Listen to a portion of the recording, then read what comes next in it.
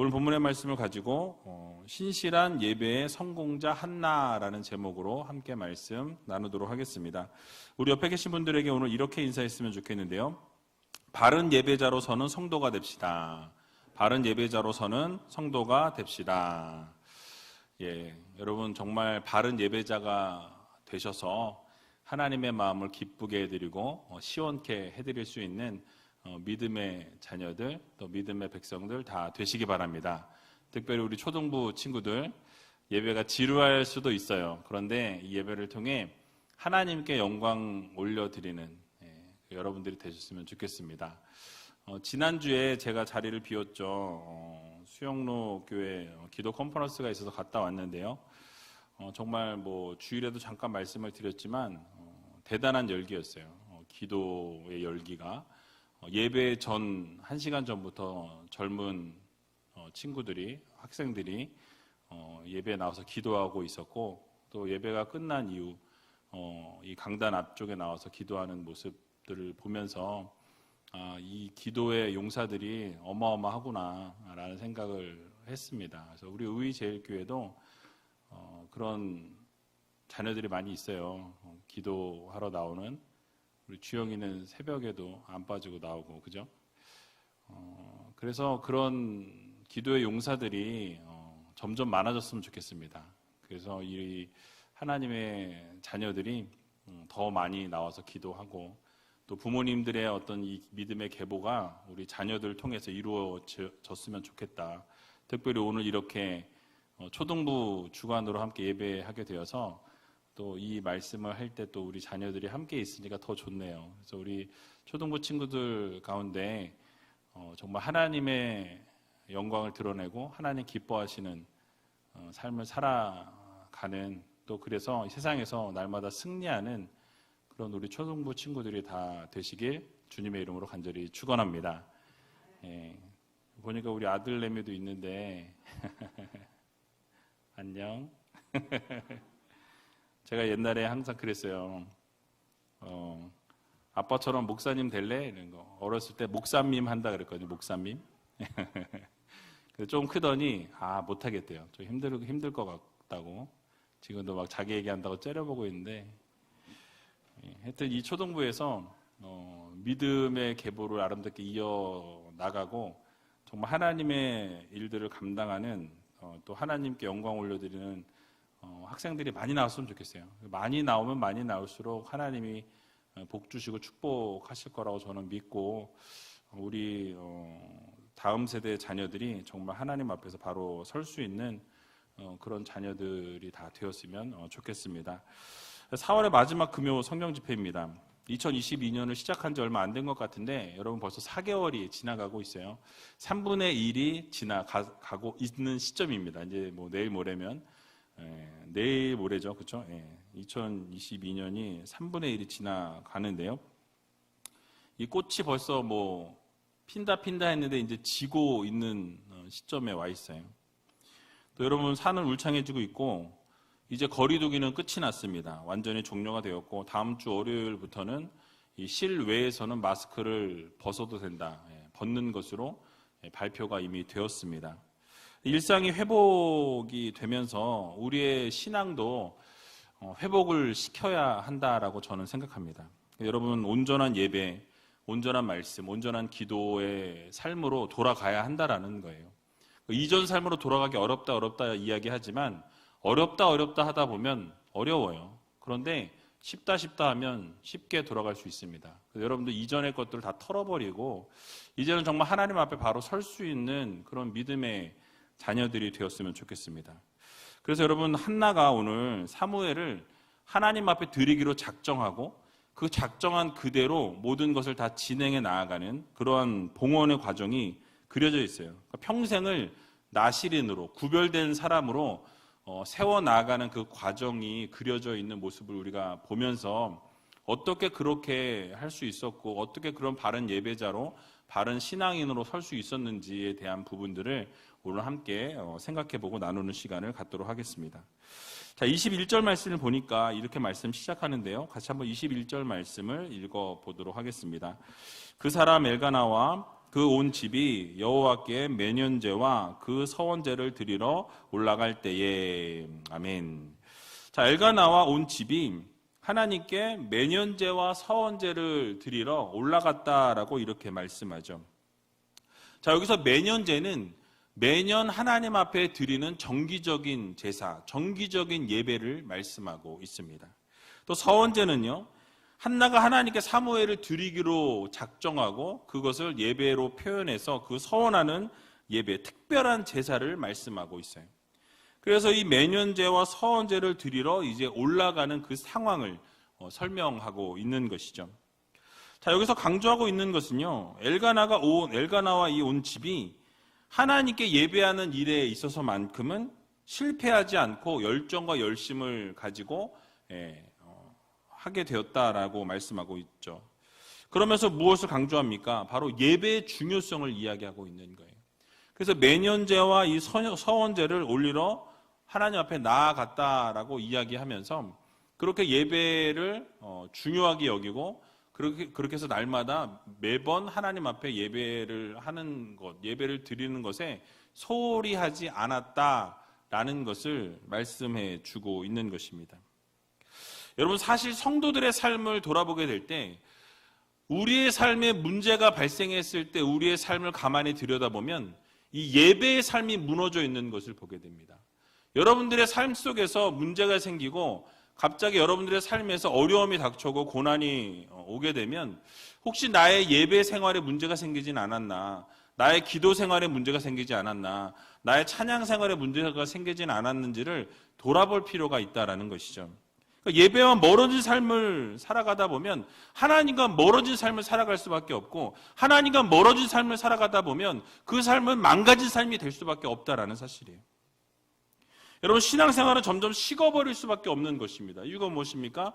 예배를 멀리하는 삶을 살아가다 보면 하나님과 멀어질 수밖에 없기 때문에 그렇습니다. 여러분, 코로나로 인해서 인터넷 예배를 드리다 보니까 어떻습니까? 편한 것을 찾게 돼요.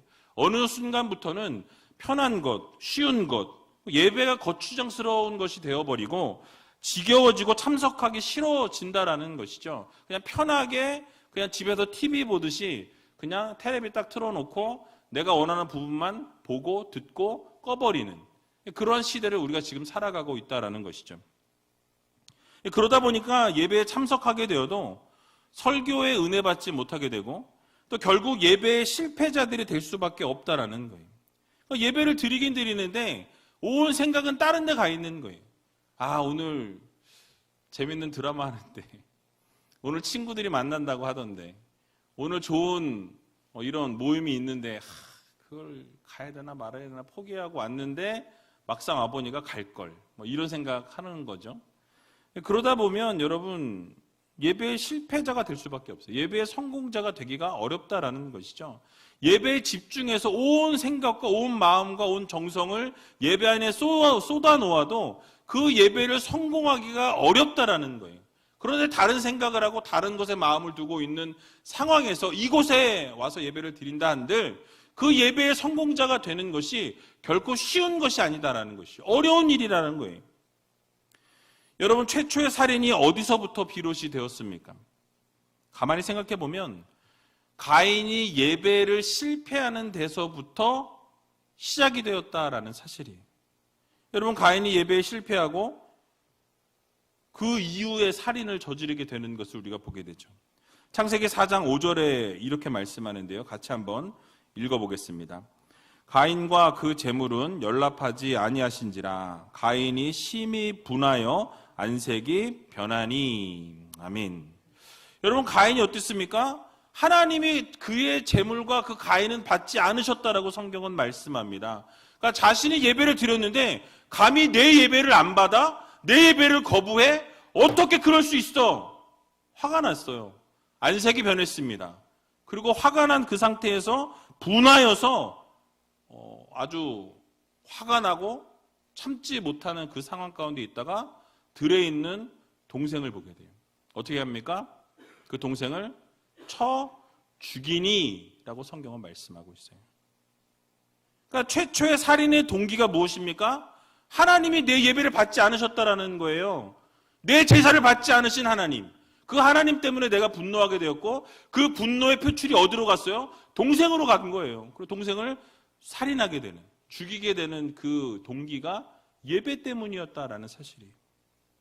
그러니까 예배를 실패했던 것이 최초의 살인의 동기가 되었다라는 말씀이죠. 그러나 반대로 예배의 성공자가 된다면 하나님을 기쁘시게 하게 되고 삶에 있어서도 성공자의 삶을 살아갈 수 있다는 것을 우리는 기억해야 할 것입니다.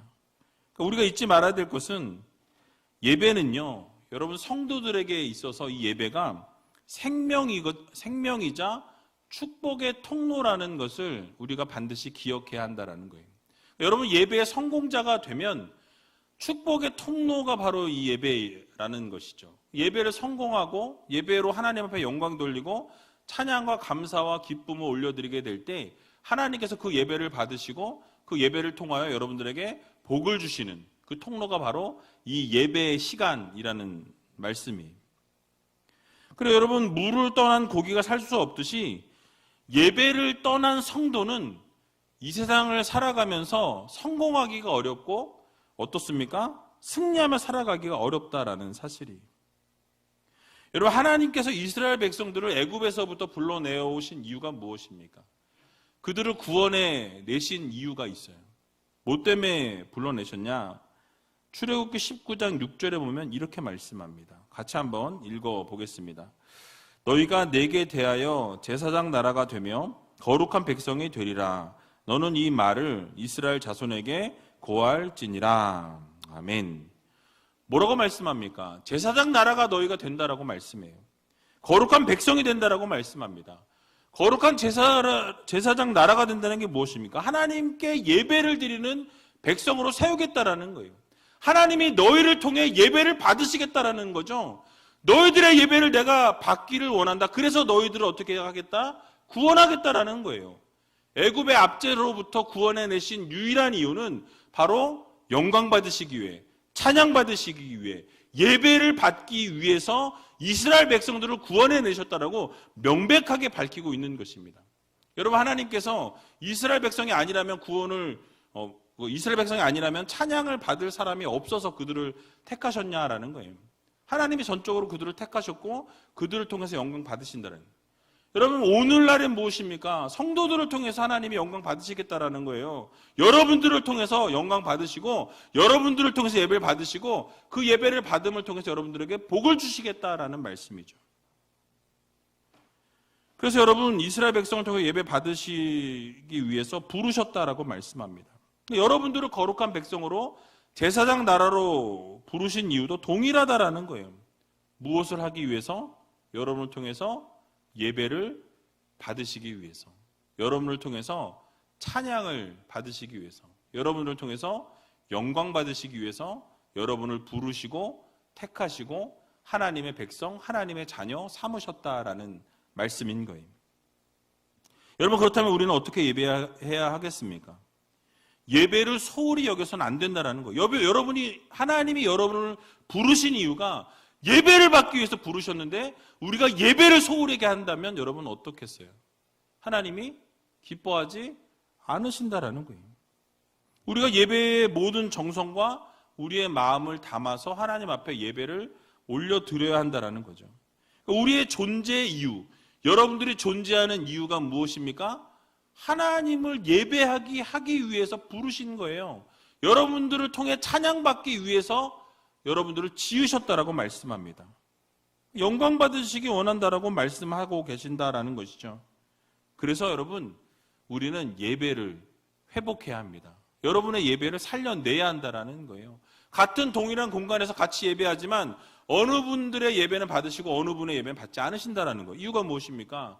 그 예배자의 그 정성, 예배자의 모습, 예배자가 어떠한 모습과 어떠한 생각과 어떠한 자세로 예배를 드리고 있는가, 받으실 만한 예배인가, 받지 못하실 만한 예배인가, 그것은 그 예배자의 모습과 그 예배자의 정성, 그 예배자의 마음에 따라 달려있다라는 사실이에요. 그러므로 우리 모두는 예배를 회복해야 합니다. 이 엘가나와 온 집이 하나님께 예배하는데 소홀함이 없었다라는 말씀을 했던 것처럼 여러분들의 온 가정이, 여러분들의 삶이 정말 하나님을 예배하는데 최선을 다하고 앞장설 수 있는 믿음의 자녀들이 다 되시기 바랍니다. 여러분, 엘리의 가정이 왜 몰락했을까요? 엘리 제사장과 이 사무엘의 가정, 한나의 가정이 비교가 되고 있어요. 비교가 되고 있는 이유가 무엇이겠습니까? 엘리의 가정은요, 예배에 실패했어요. 엘리도 예배에 실패했고 엘리의 자녀들도 홈리와 비느하스도 어떻게 했습니까? 예배에 실패했다라는 거예요. 그러니까 결국 예배의 성공자가 삶에 있어서 성공자로 설 수 있다는 것을 우리는 반드시 기억해야 할 것입니다. 우리의 예배가 살아나고 기도가 살아나게 될 때 우리의 영혼이 회복이 되어지고 여러분들의 가정이 회복되어지고 교회가 회복되어진다는 이 사실을 여러분들 모두 믿으시기 바랍니다. 그래서 여러분, 우리가 예배의 생명을 걸어야 된다는 거예요. 예배의 생명을 걸고 예배를 소중하게 지켜내야 한다는 것이죠. 제가 지난번에도 주일에도 말씀을 잠깐 드렸지만 제가 진짜 그 수영로교회에서 충격을 받았던, 아주 감동을 받았던 것이 그 예배 1시간 전부터 와서 기도하는 청년들의 그 뜨거운 기도, 정말 그 예배자로 서기 위해서 몸부림치는 그 1시간.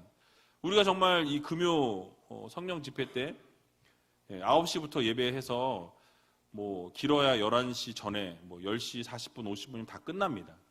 근데 그곳에 갔을 때 7시 반부터 기도로 모여서 1시간을 기도하고 또 8시 반에 그 현장에 모여서 20분을 기도하는 거예요. 20분을 기도하고 나서 찬양을 1시간 10분 다 일어나서 합니다. 1시간 동안 어르신들이고 뭐 모두가 다 일어나서 찬양해요. 그렇게 찬양하고 나서 목사님 말씀 설교 1시간 하시고 또 기도회를 1시간을 또 해요. 그런데 어느 한 사람 흩어지는 사람이 없고 정말 그 기도에 집중하고 예배에 집중하는 모습을 보면서, 그리고 그렇게 기도하는 그 순간에 2층에서부터 이 고등부 학생들이 쭉 내려와서 그 앞에 강단을 쫙 다 채우는, 중등부 학생들은 거기 앉고 싶어도 앉을 수 없는, 아직 짬밥이 안 돼서 고등부 학생들만 거기 딱 올 수 있다 그러더라고요. 그러니까 그런 모습을 보면서 기도의 열기, 서로 기도하고자 하는 그 열정, 그 마음, 그런 것들을 하나님이 어떻게 보시겠냐라는 거죠. 그러니까 우리가 뭐 그걸 그대로 따라하겠다라는 그런 건 절대 아니에요. 그게 아니라 우리도 정말 그 예배자로, 한 사람의 바른 예배자로 각자가 서야 되겠다라는 것을 말씀드리는 것입니다. 그 예배의 생명을 걸고 소중하게 예배를 지켜낼 때에 정말 여러분들 이 예배를 통해 하나님이 영광 받으실 만한 예배를 우리가 올려드려야 한다라는 거죠. 그래서 우리 금요 예배 때도 중고등부 친구들이 뭐 이렇게 나오는 것을 보게 되죠. 참 저는 뿌듯하고 감사하고 칭찬해주고 싶어요. 다음 세대 우리 자녀들이 모두 예배의 성공자가 될 수 있도록 여러분 지속적으로 기도해 주실 부탁을 드리고, 정말 우리 제가 이제 좀 이렇게 보다가 우리 중고등부 친구들 또 청년들 이렇게 나오는 친구들을 언제 밥을 한번 사줄게요. 그래서 같이 밥을 좀 먹었으면 좋겠어요. 그래서 이렇게 좀 우리 중고등부 학생들이 정말 미래를 보고 신앙으로 바르게 서면 참 좋겠다라는 생각을 해보았습니다. 그래서 여러분들이 정말 예배를 회복할 수 있는 그런 귀한 우이제일교회 모든 성도님들, 또 우리 학생들, 자녀들 되시길 주님의 이름으로 간절히 축원을 드립니다. 자, 22절 말씀을 또 보게 되면요, 이 엘가나와 온 가정이 예배를 위해서 올라가는데, 이 한나는 엘가나를 따라서 올라가지 않았다라고 성경은 말씀합니다. 22절에 나와 있는데요, 같이 한번 22절 왜 그렇게 따라 올라가지 않았는지 같이 한번 읽어보겠습니다. 오직 한나는 올라가지 아니하고 그 남편에게 이르되 아이를 젖대거든 내가 그를 데리고 가서 여호와 앞에 베개하고 거기 영영이 있게 하리이다. 아멘. 자, 여러분, 한나가 왜 엘가나를 따라서 같이 가서 예배를 드리지 않고 이 집에 제 자리를 지켰을까? 그거에 대한 부분이 나와 있어요. 아기가 젖을 뗄 때까지, 그때까지 기다리겠다라는 거죠. 그리고 아이가, 이 사무엘이 젖을 떼면 그때 이 아이를 데려가서 어떻게 합니까? 하나님 앞에 영영이 드리겠다, 바치겠다. 그러니까 내가 서원했던 그것을 하나님 앞에 약속했던 것을 그대로 지키겠다. 그렇기 위해서 지금 아이를 키우는데 내가 최선의 시간을 보내겠다라고 이야기하고 있는 것이죠. 그러니까 여러분, 한나는요, 여러분 아시는 것처럼 사무엘을 잉태하기까지 상당히 어려운 시간을 보냈습니다. 정말 고통스럽고 정말 저주스러운 삶을 살았다라고 말할 만큼 힘든 시간들을 보냈어요. 그러면서 하나님 앞에 어떻게 했습니까? 서원했어요. 남편과 그리고 상의했고 이 서원을 지키기 위해서 자신이 할 수 있는 최선의 일들을 지금 감당하고 있는 것이죠. 여기서 한나의 어떤 신실함을 우리가 볼 수 있다라는 사실이에요. 하나님과 약속을 지키기 위해서 이 사무엘의 젖을 뗄 때까지 어떻게 해요? 함께 해주는, 그리고 신앙을 잘 지킬 수 있도록 키워주고, 그리고 이제 시간이 되었을 때, 젖을 뗄 때가 되었을 때 어떻게 합니까? 하나님 앞에 드리기로 약속한 그것을 그대로 지켜냈다라는 사실이에요. 자, 여러분 한번 잘 생각해 보세요. 한나가 그렇게 하나님 앞에 약속을 했어요. 하나님 정말 아들 주시면 아들 바치겠습니다 라고 서원을 했지만 정말 하나님이 덜컥 주셨어요. 그랬을 때 마음이 어땠을까요? 그리고 그 아이 젖을 물리면서 그 아이가 자라는 모습을 보면서 어떤 생각이 들었을까요? 제가 만약에 한나였다면 하나님 내가 이 아이 정말 드려야 되나요? 제가 이게 좀 생각이 좀 원래는 주시면 그러려고 했는데 막상 주시니까 어때요? 마음이 움직임이 좀 달라지는 거죠. 그러니까 바치겠다고 약속한 것은 사실인데 이 드린다라는 것, 진짜 영영이 하나님 앞에 드리고 나와는 멀어진 수밖에 없는 그런 상황이 펼쳐지게 될 텐데 막상 그걸 생각하면 이 자녀를 드리기가 쉬운 일이 아닌 거죠. 어려운 일입니다. 우리가 흔히 생각하고 말하는 이 화장실 들어갈 때랑 나올 때 다르다라는 얘기들을 합니다. 그렇죠? 그러니까 들어갈 때 내가 아쉬울 때는 어때요? 막 별소리 다 해요. 딱 끝나고 나오면 언제 그랬냐는 듯이 딱 입을 닦는 그 동일한 거예요. 인간의 변덕스러움을 나타내는 것이죠. 그러니까 우리의 모습도 마찬가지입니다. 정말 힘이 들고 어려울 때 어떻게 하나님 앞에 소원합니까? 하나님 이것만 해결해 주시면 내가 정말 이거 지키겠습니다. 하나님 요것만 딱 해결해 주시면 내가 이거 팍팍 다 드리겠다고.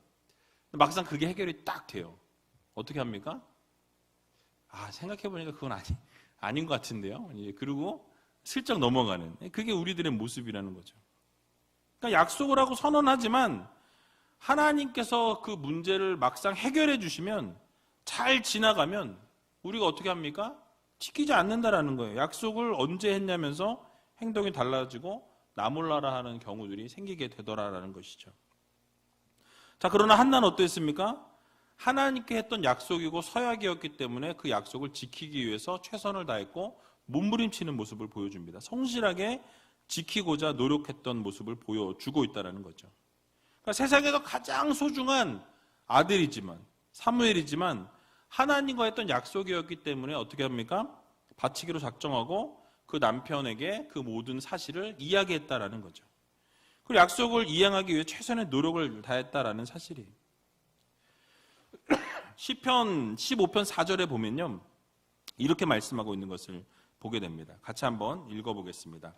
그 눈은 망령된 자를 멸시하며 여호와를 두려워하는 자를 존대하며 그 마음에 서원한 것은 해로울지라도 변치 아니하며. 아멘. 뭐라고 말씀하죠? 하나님께 서원한 것은 어떻게 해요? 해로울지라도 변개치 말라라고 말씀합니다. 그러니까 하나님 앞에 서원했으면 절대자이신 하나님께 우리가 약속한 거기 때문에 해가 된다고 할지라도 어떻게 해라? 지켜라. 반드시 지켜라. 라고 성경은 말씀합니다. 근데 여러분 그래요. 당장 해가 되는 것 같고 손해가 나는 것 같아서 내가 지키지 않으려고 하지만 하나님과 약속한 것, 하나님께 서약한 것을 우리가 지키게 되면 그 뒤에 것은 하나님이 책임지신다라는 것을 여러분들 모두 믿으시기 바랍니다. 당장 해가 되는 것 같고 손해가 나는 것 같을 수 있지만 하나님과의 약속을 우리 편에서 성실하게 이행하면 하나님은요 반드시 이루시는 하나님이세요. 반드시 하나님께서는 갚으시는 하나님이시고 반드시 놀랍게 채우시는 하나님이시다라는 것을 여러분 모두 믿으시기 바랍니다. 그래서 여러분 한나의 경우가 어떻습니까? 한나가 하나님과의 그 서약을 이행하게 될 때 하나님께서는 어떻게 하셨어요? 사무엘을 대신해서 한나에게 세 아들과 두 딸을 허락해 주셨습니다. 자녀를 더 많이 주셨다라는 것만 이야기하는 것이 아니라 하나님 앞에 드리기로 약속한 것을 드리니 하나님께서 더 부어주시더라라는 말씀이. 여러분 또 사무엘은 어떻게 성장하게 됩니까? 사무엘은요 이 훗날 이스라엘 역사상 가장 큰 위대한 인물 가운데 한 사람으로 기록되는 것을 보게 됩니다. 이스라엘의 사사이자 제사장이자 또 선지자였다라는 거예요. 그러니까 이 왕정 시대, 왕이 세워지기 이전에 가장 높은 위치에 있었던 사람이 바로 이 사무엘이었다라는 거죠.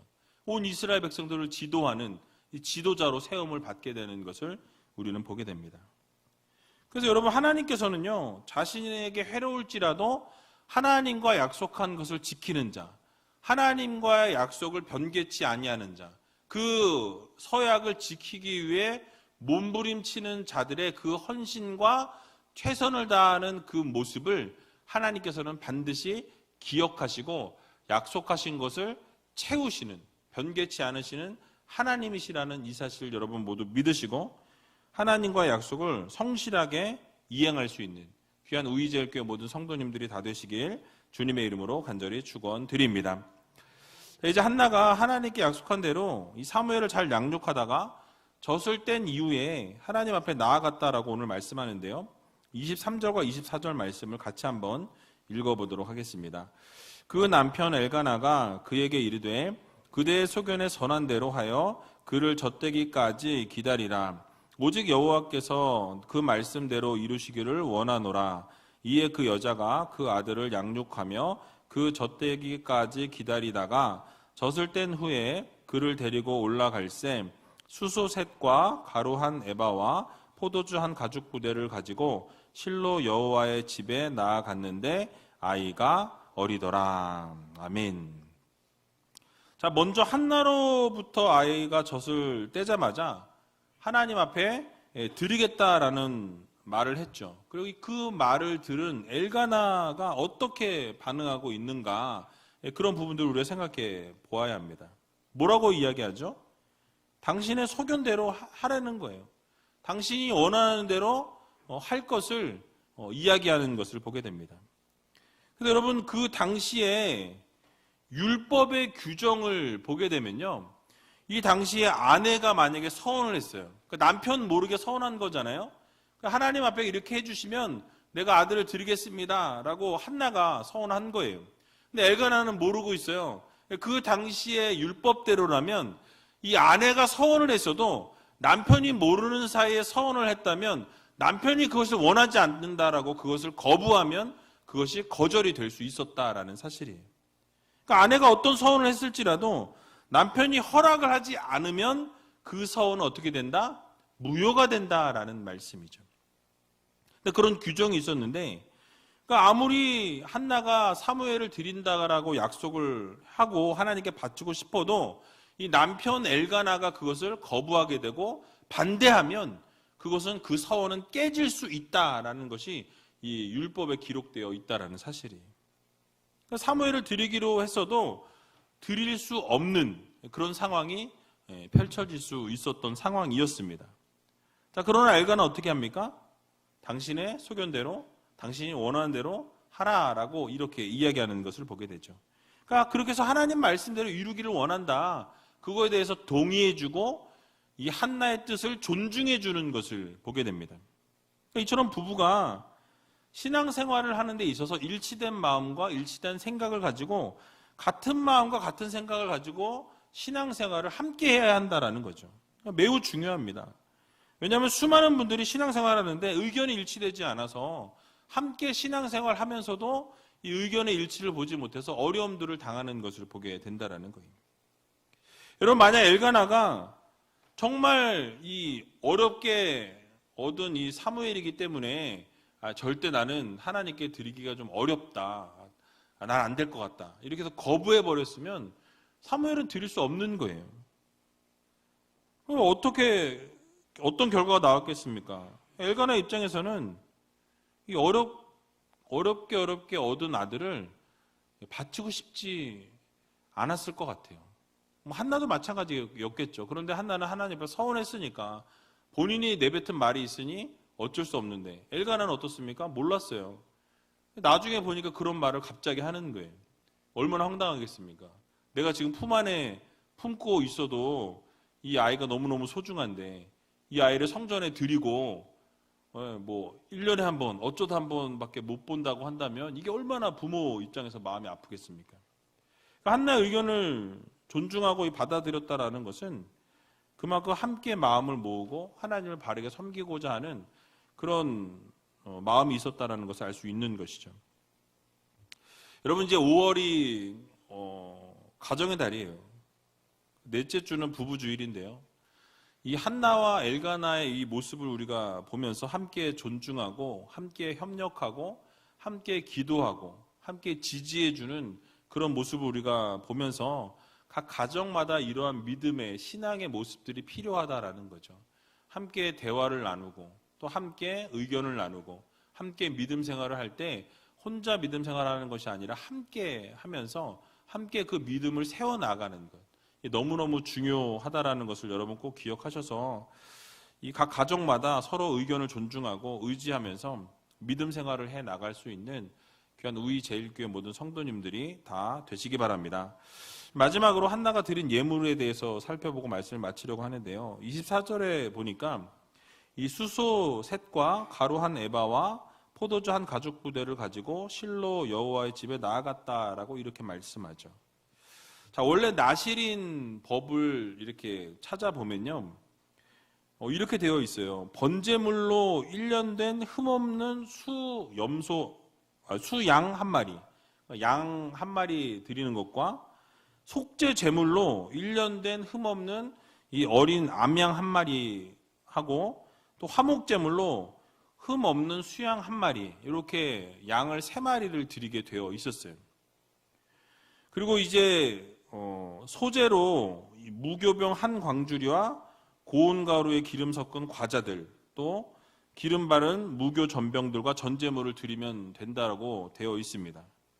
이게 기본적으로 이 하나님 앞에 나실인을 드리기 위해서 드려야 될 제사, 예물이었다라는 거죠.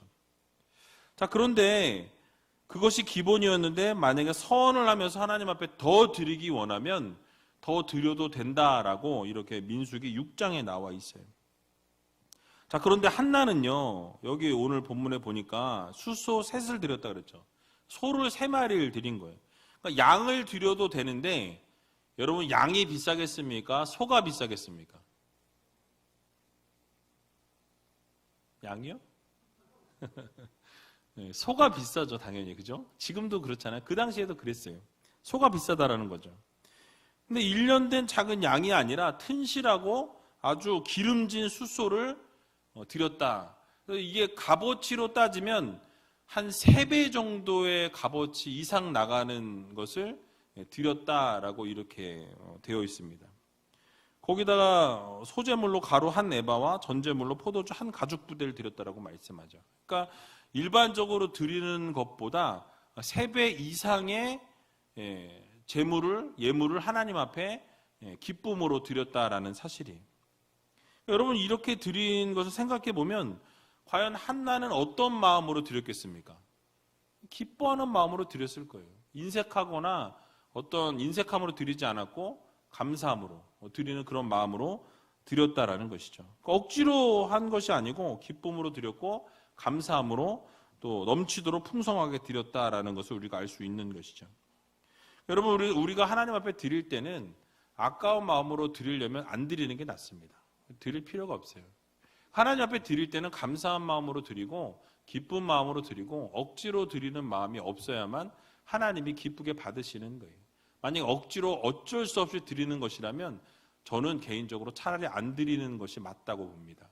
드릴 때 기쁨이 없어. 드리려고 하는데 억지로 드리다 보니까 하고 싶지 않은데 눈치 보느라고 억지로 한다. 그럼 차라리 안 하시는 게 맞다고 저는 봐요. 리모델링 헌금도 마찬가지입니다. 이 헌금도 드리고자 하는 마음으로 드려야지, 기쁨으로 드려야지, 감사함으로 드려야지 하나님이 받으시는 거예요. 억지로 이 눈치를 보니 해야 될 것 같긴 한데 이게 뭐 참 그러네. 이제 그러면 안 드리는 게 나아요. 하나님이 뭐 거지도 아니고 하나님은 이 세상 만물을 가지신 분이에요. 모든 것을 다 소유하신 하나님이신데 여러분 한 분이 안 드렸다고 해서 망하시는 분이 아닙니다. 근데 기쁨으로 드릴 수 있어야 돼요. 이 한나가 드린 것처럼 엘가나가 드린 것처럼 기쁜 마음으로 드리고 자원하는 마음으로 드릴 때 하나님이 그 예배를 받으신다라는 것을 꼭 기억하셔서 여러분들이 하나님 앞에 드릴 때는 절대로 억지로 하거나 인색함으로 해서는 안 된다. 자원함으로, 풍성함으로 하나님 앞에 드리심을 통해서 여러분 하나님께서는요 째째한 하나님이 아니세요. 하나님은 채우시는 하나님이시고 능력의 하나님이시고 부어주시는 하나님이십니다. 그래서 믿음대로 가는 거예요. 여러분들의 믿음대로 하나님이 채우시고 또 드린 만큼 하나님이 드린 것 이상 축복하시고 복을 주시는 하나님이시기 때문에 여러분들 그 하나님 시험해보라고 말씀하시잖아요. 하나님이 시험하라고 이야기하신 것은 이 헌금밖에 없어요. 예물밖에 없어요. 그래서 여러분들이 하나님 앞에 기쁨으로 드리시고 즐거움으로 드리시고 감사함으로 드리셔서 하나님께서 부어주시는 그 은혜와 복을 누리며 살아갈 수 있는 귀한 우이제일교회 모든 성도님들이 다 되시길 주님의 이름으로 간절히 축원드립니다.